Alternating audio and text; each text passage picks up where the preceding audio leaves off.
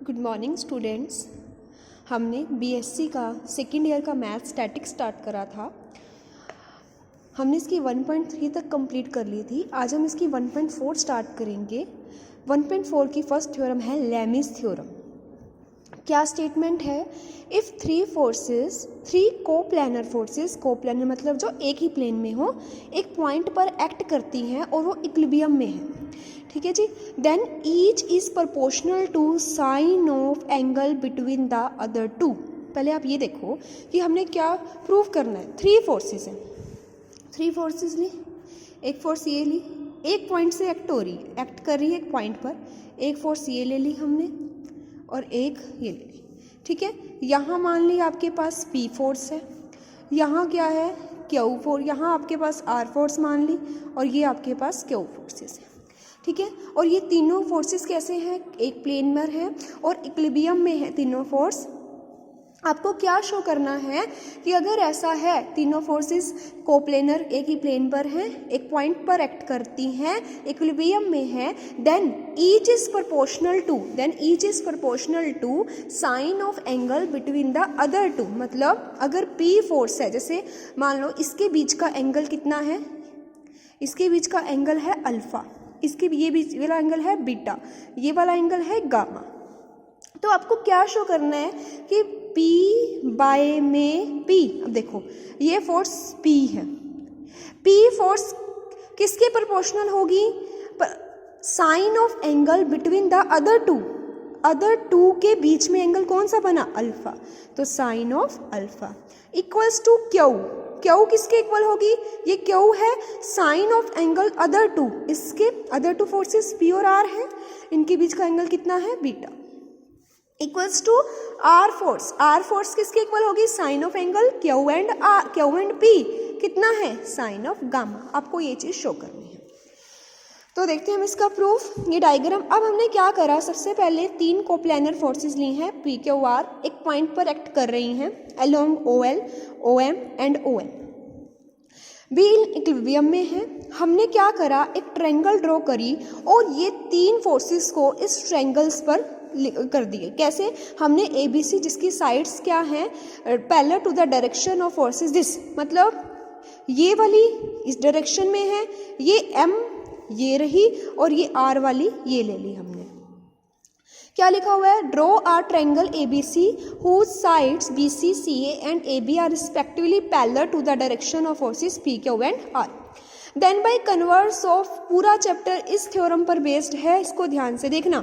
Then by converse of triangle law का converse क्या कहता है कि जो साइड होती हैं ट्रायंगल की proportional to the force in magnitude, मतलब P force triangle by the converse of triangle law of forces, जो साइड्स होती हैं वो प्रोपोर्शनल होती है फोर्स इन मैग्नीट्यूड। जैसे ये साइड प्रोपोर्शनल टू P होगी, मतलब P by BC equal to Q by AC equals to direction चलेगी BC, CA और AB, तो P by BC, Q by CA and R by AB equal होगी। मान लिया ये एंगल कितना है? अल्फा। अब देखो इस चीज को ध्यान से समझना, ये P फोर्स है, P फोर्स है ये, ठीक है जी, ये है आपके पास। अब इस एंगल्स को कैसे हमने लिखना है? ये आपके पास है P फोर्स है ये वाली, और यहाँ पर जो एंगल बन रहा है किसके बीच का? Q का और ये P का, ये वाला कितना है? गामा, ये रहा गामा। अब इस पर जाते हैं R वाली पे, ये रही R वाली, R फोर्स और Q वाला कितना एंगल है? अल्फा। R फोर्स और Q वाला कितना एंगल है? अल्फा। कौन सा रह गया? बीटा किस किस के बीच में है? P फोर्स के और ये R। अब इसको बढ़ा सकते हो, ये R ही फोर्स है, P और बीटा, P और R, ये कितना एंगल बन जाएगा? बीटा। मेन है इनके एंगल्स को देखना कि ये कैसे हैं। अब देखते हैं, देखो ये क्या है?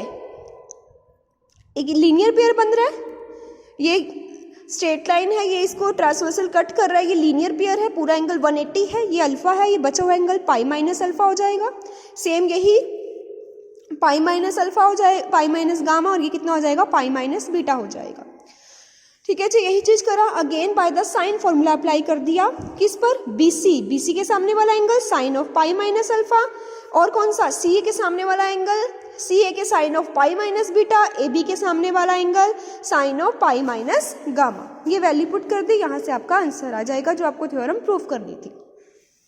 कन्वर्स सेम ऐसे है, कन्वर्स आप खुद करोगे ट्राई, सिर्फ स्टेटमेंट इसकी ध्यान रखना। इफ 3 कोप्लानर फोर्सेस, उसमें क्या था कि 3 कोप्लानर फोर्सेस हैं, एक्ट कर रही हैं एक पॉइंट पर, इक्विलिब्रियम पर हैं, देन जो साइड्स हैं one of this proportional to the angle between the other. इसमें क्या है कि अगर एंगल बिटवीन ऐसे दे रखा है तो हमें शो करना है कि फोर्सेस कैसी है, आपकी इक्विलिब्रियम में है। ठीक है जी, अब हम इसके क्वेश्चंस करते हैं। फर्स्ट एग्जांपल, अब सारे लेमिस थ्योरम पर बेस्ड है। 3 कोप्लानर फोर्सेस हैं, इक्विलिब्रियम पर है, इक्विलिब्रियम आ गया तो हम कौन सा अप्लाई करेंगे, लेमिस थ्योरम है। The angle between the first देखो एंड सेकंड, 3 फोर्सेस लगा ली मैंने, इस डायग्राम को ले लिया। Angle between the first and second is 60 degree, ये 60 डिग्री हो गया। Angle between the second and third is 150 degree, ये 150 डिग्री हो गया। हमें क्या निकालना है, देखो 60 50, पूरा एंगल कितना होता है 360 का, ये 60 150, ये भी कितना हो जाएगा 150 डिग्री। क्लियर है।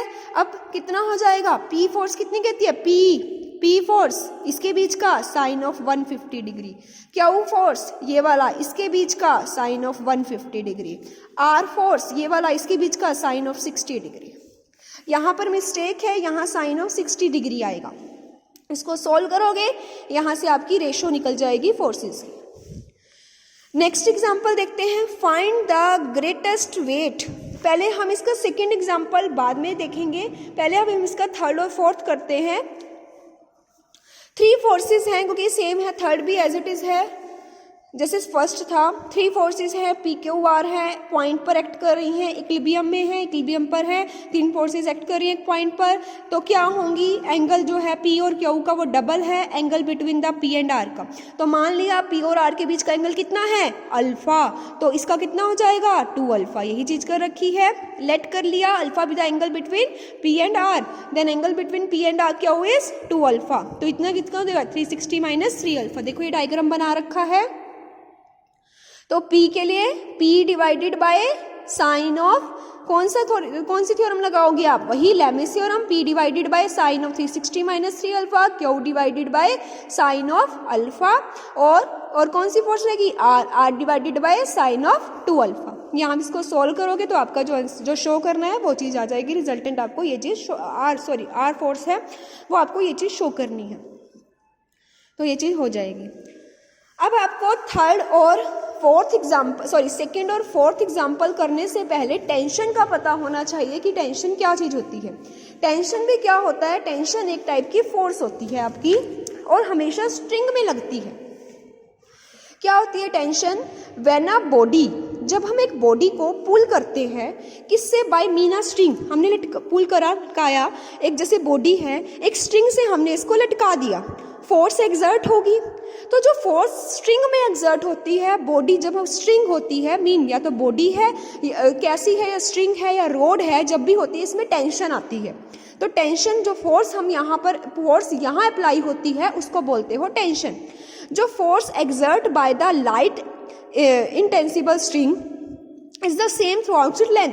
मतलब क्या है, जैसे हमने इस बॉडी को लटकाया, जो फोर्स है वो पूरी बॉडी में सेम रहेगी। ये नहीं हो सकता कि अपर पार्ट में फोर्स ज़्यादा एग्जर्ट हो जाए, लोअर वाले में ज़्यादा एग्जर्ट हो जाए, कम हो, नहीं, बॉडी जो फोर्स होती है वो जो लाइट स्ट्रिंग के द्वारा, इंटेंसिबल स्ट्रिंग के द्वारा वो सेम रहती है इसके लेंथ में। जैसे एग्जांपल मान लिया कि अब ये इस पॉइंट से हमने क्या करा, इस स्ट्रिंग को बांध दिया। अब क्या है, देखो हमने बांधा, वेट लगा दिया हमने नीचे, तो फोर्स कहाँ होगी, उसके अपोजिट डायरेक्शन में, मतलब टेंशन कहाँ लगेगी, उसके अपोजिट डायरेक्शन में। The force, for example if a weight W, हमने एक W वेट सस्पेंड करा one end of the string से और अदर एंड को क्या करा, बांध दिया, बैलेंस स्ट्रिंग जो होती है वहां से बांध दिया। The balance will give the same reading W whatever be the point at the which the balance is attached। मतलब क्या हुआ, हमने एक स्ट्रिंग ली, इसको बैलेंस, इसको बांध दिया, नीचे यहाँ पर एक वेट, नीचे यहाँ पर हमने एक वेट लगा दिया। वेट क्या होगा, बॉडी को नीचे की तरफ खींचेगा, लेकिन क्या होगी, एक फोर्स एग्जर्ट होगी, और जो फोर्स एग्जर्ट होगी वो पूरी बॉडी में सेम रहेगी। जो फोर्स स्ट्रिंग या रोड पर लगेगी उस फोर्स को क्या बोलोगे, टेंशन बोलोगे। Let A be the support and tension T is the string. In this string जो हर एक पॉइंट पर क्या रहेगी, all points be equal to W. The string pull the weight upward. String क्या करेगी, वेट को क्या करेगी, अपवर्ड की तरफ खींचेगी, और स्पेट जो ए है वो कहाँ खींचेगा, downward. Support A downward. Then the string in a tension in a string act in a direction opposite to the body under consideration. Weight नीचे की तरफ है तो टेंशन जो फोर्स होगी वो कहाँ लगेगी, उसके अपोजिट डायरेक्शन में लगेगी। अब हम करते हैं इसका क्वेश्चन नंबर 2।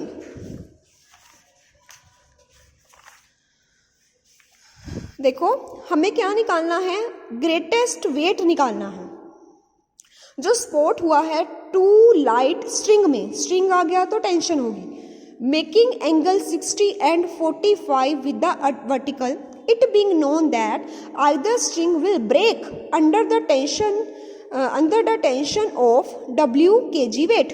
क्या है कि हमें वो ज़्यादा से ज़्यादा ग्रेटेस्ट वेट निकालना है जिसको विच कैन सपोर्ट, जो सपोर्ट कर सकता है two light string making angle this with the vertical, it being known that either string will break.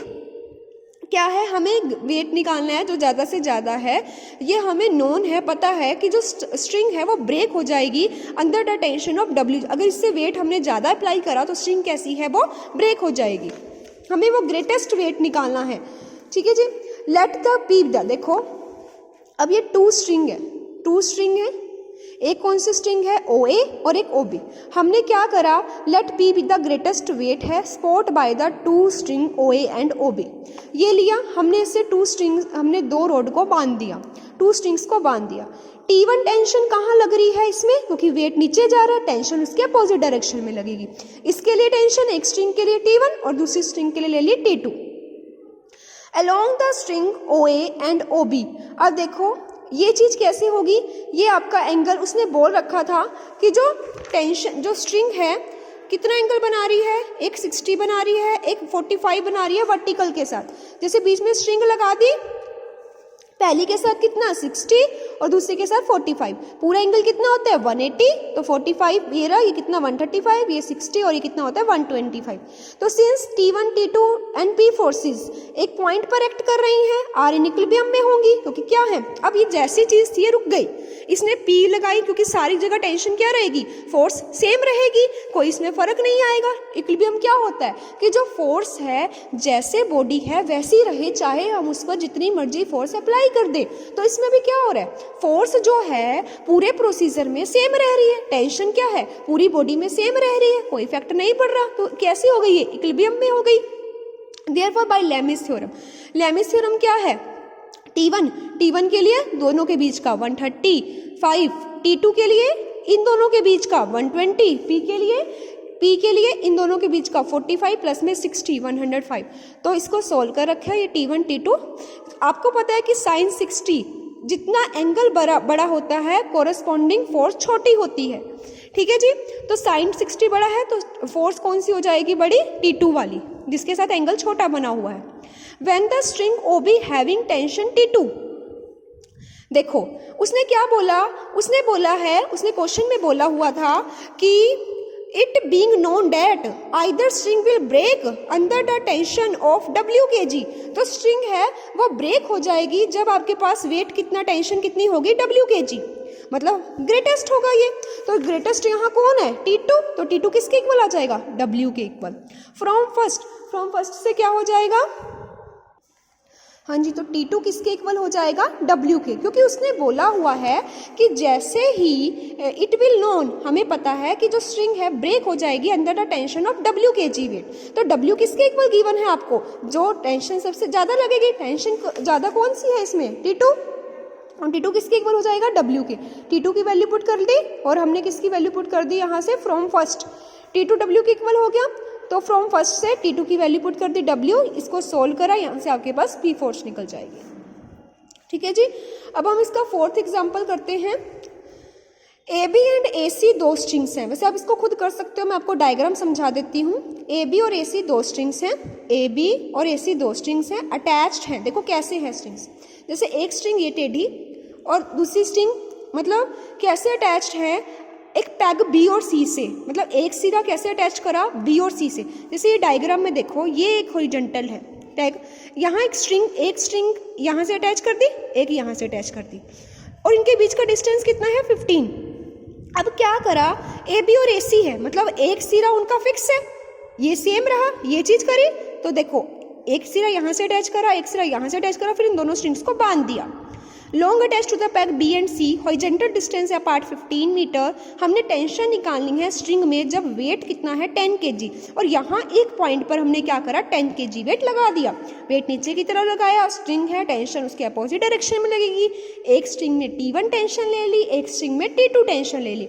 जहाँ वेट ऊपर जाता है, जहाँ भी हॉरिजॉन्टल के साथ कितना एंगल बनाएगा वो 90 डिग्री का। अब देखो ये हो गया 90, इसको मान लिया थीटा।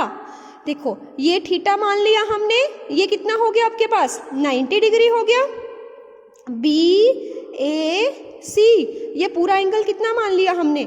अब आप ए बी 9 था, ये 12 है, 15 है, तो क्या हो गया, ये आपका पाइथागोरस थ्योरम से 90 कौन सी ट्रायंगल बन गई आपके पास, राइट एंगल ट्रायंगल बन गई। बी ए सी कितना आया 90 डिग्री आया।